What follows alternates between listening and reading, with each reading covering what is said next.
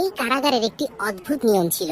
যে বন্দী জেলারকে হারাতে পারত তাকে সঙ্গে সঙ্গে মুক্তি দেওয়া হতো, কিন্তু যে হেরে যেত তাকে সারা জীবন কারাগারেই কাটাতে হতো। বছরের পর বছর বন্দীরা প্রতিদিন জেলারকে চ্যালেঞ্জ জানাতো, কিন্তু সে কখনো হারেনি। সে নিয়ম আরো সহজ করে দিল। এখন 3জন বন্দী একসঙ্গে তার বিরুদ্ধে লড়তে পারত, তবুও কেউ তাকে হারাতে পারেনি। তার যুদ্ধ কৌশল ছিল অতুলনীয়। একদিন পূর্ব দিক থেকে এক রহস্যময় লোককে সেখানে আনা হলো। তাকে সরাসরি মৃত্যু কক্ষে বন্দী করা হলো। তার নাম কি বা সে কি অপরাধ করেছে তা কেউ জানতো না। সবাই শুধু দেখলো সে না খাবার খেত, না পানি পান করত, তবুও তার না ক্ষুধা লাগতো, না তৃষ্ণা পেত। একজন বন্দী অবাক হয়ে জিজ্ঞেস করলো, তুমি খাও না, পানও করো না, তবু বেঁচে আছো কিভাবে? সে শান্তভাবে উত্তর দিল, আমি পূর্বের সূর্য থেকে শক্তি পাই। প্রতিদিন সে কঠোর অনুশীলন করত। একজন মুখোশ পরা বন্দী চুপচাপ তার অনুশীলন দেখত। অন্যদিকে সাদা চুলের এক বৃদ্ধ বন্দী তার প্রশিক্ষণে ভীষণ ক্লান্ত হয়ে পড়েছিল। সে বলল, গুরুজি, কাল অন্য কোনো পদ্ধতি ব্যবহার করবেন। আমার ডান হাত বাম হাতের চেয়ে অনেক বেশি শক্তিশালী হয়ে গেছে, আর একবার আঘাত লাগলে আমি সোজা স্বর্গে চলে যাব।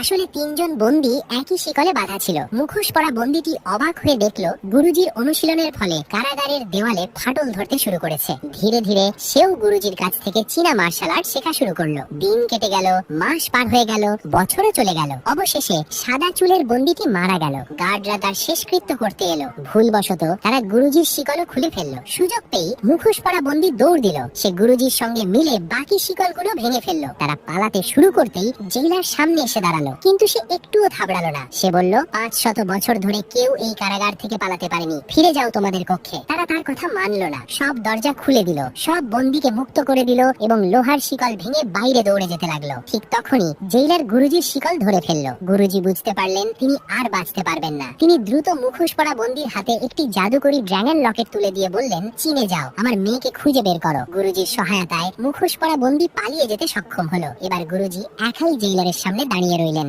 জেলার মুচকি হেসে বলল, আমি এই দিনেরই অপেক্ষায় ছিলাম। এবার তুমি আমার প্রকৃত প্রতিদ্বন্দ্বী। লড়াই শুরু হলো। গুরুজি প্রথম আঘাত করলেন, জেলার তা এড়িয়ে পাল্টা আক্রমণ করলো। দুজন সমান তালে একে অপরের সঙ্গে লড়াই করতে লাগলেন। জেলার নিজের